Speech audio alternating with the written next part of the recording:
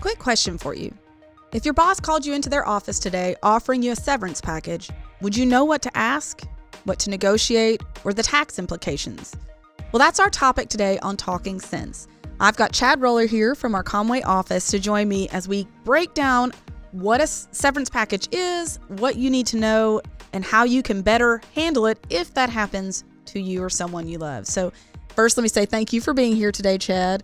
I have not been in the position of having to deal with this personally, but we've helped a lot of clients through layoffs and different things like that. So that's kind of why we felt like this was a good topic to cover. Yeah, and it's obviously something that can become very emotional because it's a big change in life, right? When you get that notice, and just talking about what the severance package is, it's that notice that the employer is offering you a buyout, right? It's saying that the employee is coming to you, the employer is coming to you saying, we're going to offer you this package as a leave. And you can voluntarily take this, or there'll be layoffs. There'll be layoffs, right? Yeah. And that's really why what they're doing is they're trying to somewhat create an exit strategy to be able to transition to a layoff period, restructure, or maybe a merger or acquisition or something. Yes, and the true definition is basically compensation that an employer is offering an employee when your employment ends. And in some cases, this is part of a bigger restructuring or layoff structure. Sometimes it's just a kindness. If they're going to have to cut a position, not necessarily a larger scale layoff, but cut a position, they're trying to give you some time, buy you some time to get the next position secured. Yeah, because basically, generally speaking, they don't have to offer you a severance package. So this is really an in-kind gesture, kind of a exiting gift, if you will, to be able to help transition you to the next phase of your employment, and then also help them create a culture and create a good standing with, in case there was a reason to hire you back, maybe it keeps that relationship going instead of just a complete firing. Yes, and we work in we are not a right to work state. So in our state, which is Arkansas, there are not any rules that say you have to meet certain requirements to lay someone off. So we don't have many of those protections here. So it is truly a kindness. There are some companies, larger companies, that are required to give notice if they're going to do a certain level of layoffs. So there are some legal requirements there, and they are required to provide some level of severance. But those are only the largest companies out there. So unless you're working for one of those, that may not apply. There are some state-specific requirements for those states that have a right to work. But in our state, that is not the place. Most often, these are related to company policy. Most severance packages are offered based on the company's policy rather than legal requirements. Some common reasons they choose to offer it is, like you mentioned, to maintain their reputation, to protect against lawsuits, to support their branding. Nobody wants to be the person that just cut a bunch of jobs and left people destitute.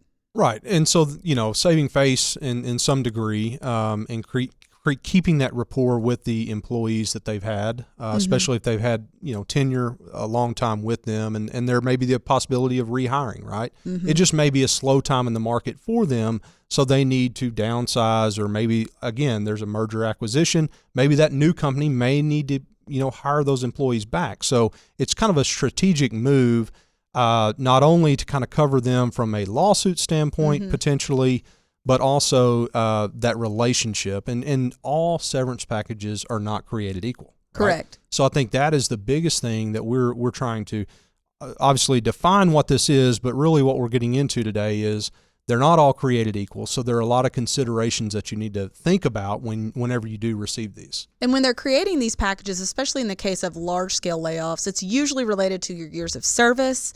It's related to what type of position you had, what role you played within the company. So it can be very vastly different even among the same employees within the same company, dependent upon their role. But let's get into the kind of the standard components of them, and then we'll talk about some things that you can negotiate and some tax implications as well.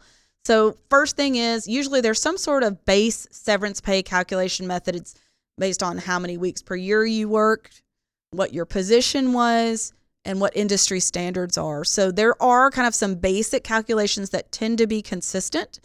There are often benefits that continue, like health insurance or life insurance for a period of time, but those aren't going to last indefinitely. So you want to make sure you're aware of what that is. Some stock options or equity considerations may be used in that. And then vacation and PTO are always kind of the most overarching, nobody knows. That's the kind of the whammy. We never know. Yeah, so we would recommend starting with, what does your current pay look like? You know, consider, by week or monthly, however you're compensated. What does it look like, and how does that compare to what you're being offered? How many weeks? Because those weeks of service can affect, especially in Arkansas, the unemployment eligibility that you have as far as going and applying for unemployment. So number one, obviously you want to look at how much is this severance package worth to me in compensation. So that's number one. Then number two, you want to go down through and start talking about the benefits that you currently have. And the biggest one to me, obviously, is health insurance. Yes. If I'm going to be laid off or separate from employment, I need to know where my health insurance is going to be covered from as soon as this transition happens, right? Because with your new job, you're going to have a period where you won't be eligible for health insurance. So you need to know what that gap's going to look like. Depending on, where you go and what the new employment package looks like, is there a waiting period before you qualify for health insurance? But then also, you may have met your deductible already for the year. So are there some COBRA options? Will that company offer COBRA? Because we know as an individual, if you just go out and try to purchase health insurance on the individual market, it can be very costly. Yes. Especially if you're not taking in the same amount of income that you've been accustomed to. So number one, how much is the severance package? How many weeks, months, whatever the pay standard is. And then also next, I would definitely look at health insurance. And then there are some things that you can negotiate sometimes. The things that are typically negotiable are the length of the severance pay. Chad just mentioned this, that you need to understand how long you're going to have, and you may have some wiggle room there. The benefits, how long those are going to continue. Some places will offer what are called outplacement services. So it's someone to help you find a new position in the event that you were laid off. And then non-compete agreements. A lot of jobs have a non-compete agreement. Sometimes you can negotiate to have that null and void so that you can go quickly into another position nearby. So those are some things that you can negotiate. But let's talk about how. How do you approach that conversation?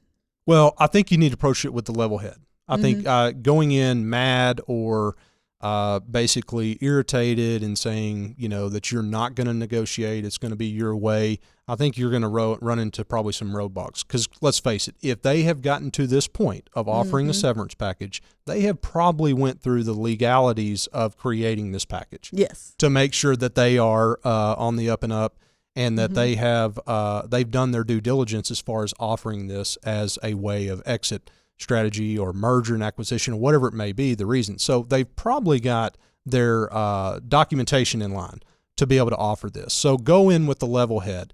And let's talk about some of the reasons why you may want to negotiate these things. Obviously, the pay, that's number one. Am I really receiving a severance package, or are they really undercutting me and just basically, handing me a couple of dollars and say, hit the road? Health insurance.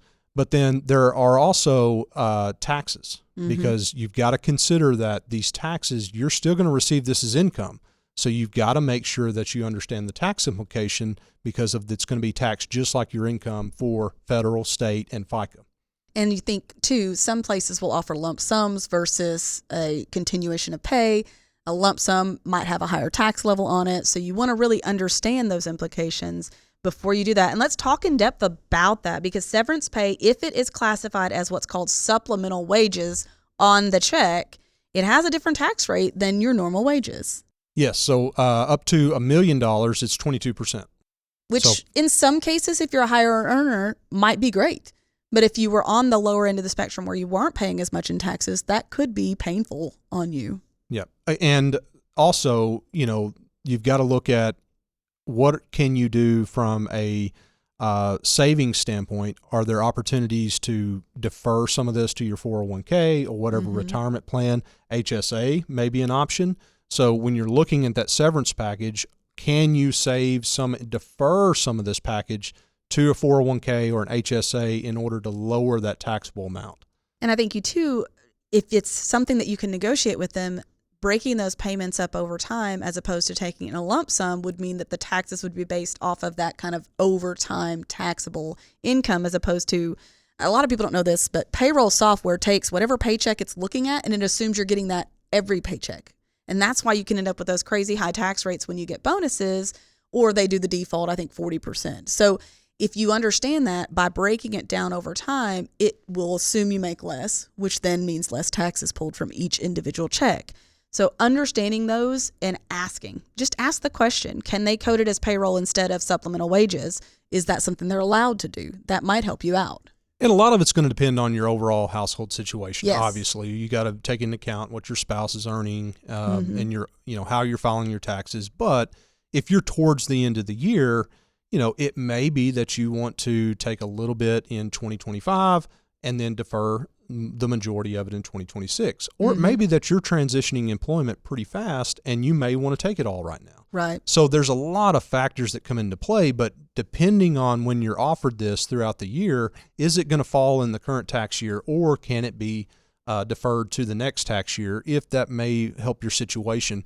Also, we got to consider that lump sums, a lot of times, however we receive them, tend to fade away pretty quick. Yes. They get spent, right? Yes. So if you are on, maybe living paycheck to paycheck, or if you are, you've got some big debts or whatever it may be, you may need to consider just the emotional and the psychological side of receiving a lump sum versus deferred payments. And if you are not going to get a choice and you feel like you need those deferred payments instead, you can have it all put into a savings account and then set up an automatic transfer into your checking account to hit at those same intervals to help temper yourself. There are things you can do to help yourself out with that. I do want to circle back to something you mentioned before, because you said it, but you said it quickly, and I want to make sure people catch it. You talked about deferring, and you mentioned HSAs.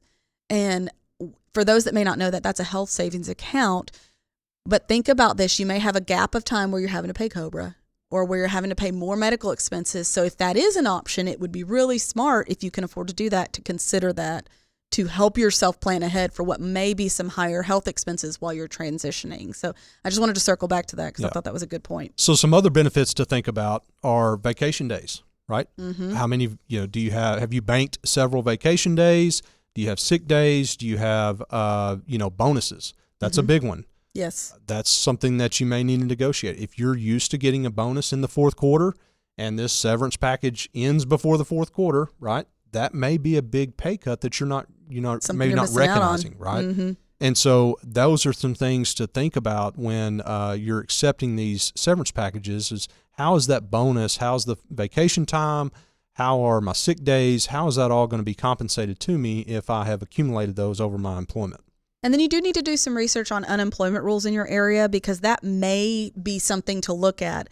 With unemployment income, there is going to be a period of time where you have to be unemployed. There's some requirements you'll have to meet, some record keeping you're going to have to do, but it is usually taxed as earned income. So one thing they don't warn you about is that tax is voluntary. So if you do get those benefits, you have to tell them, I want you to withhold for me, or it can come back to bite you. We actually went through that with COVID with my husband, where we didn't realize they weren't withholding. We filled out the W-4. We thought they would just naturally do it. They didn't. And we almost had a little tax bomb on our hands. So do make sure you understand the rules for your area, and then also understand the legal considerations. When you're doing these, there's usually, you're giving up your right to come back and have any claims against that employer. If you have a non-compete or a non-solicitation clause, you may still be held to that. And there are usually some sort of confidentiality requirements related to that. So you need to understand what the rules are, what you're agreeing to with that severance package, and make sure you're okay with whatever that is. It may be great. It may be very, standard, but it's good to understand it before you sign those documents. Absolutely. And I think that's my 2 cents for today, is make sure you understand what you're signing and seek some advice, legal advice, sit down with the financial advisor, understand, I think it's a great time to really understand if you're going to take it into a lump sum or take it over, multiple months or multiple years. Make sure that you have a game plan for that, because it can be a very emotional time, obviously, when you just receive this, because it's probably unexpected. Yes, and we've talked about this before, that when our emotions are involved in our financial decision making, we tend to make different decisions than we would if we could make that decision more calmly. Severance package is more than just a final paycheck. It is a bridge to your next opportunity. So making sure that you and your loved ones know what to do with that, as you mentioned, is really critical. Get some help, have somebody coach you through that process, and we feel like you'll be in a much better position. Well, thank you guys so much for joining us today on Talking Sense. As we talked about these severance packages, if you know someone who's going through that, please encourage them to get some coaching. If you learned something today, we hope you'll like and subscribe and share this with someone else. Have a great week. Thanks for listening to Talking Sense. And if you like what you hear, make sure and subscribe to the podcast to get all the newest episodes. The Gym Wealth team is available to you 24/7 at info@getreadyforthefuture.com or by calling our offices at 866-653-PLAN. That's 866-653-7526. And while we like to have fun here, we're also financial advisors, and that means disclosures. You should personally consult a financial advisor before making any investment, and no strategy can assure success. Securities offered through LPL Financial, member FINRA SIPC. Investment advice offered through Independent Advisor Alliance. Independent Advisor Alliance and Gym Wealth Financial Advisors are separate entities from LPL Financial.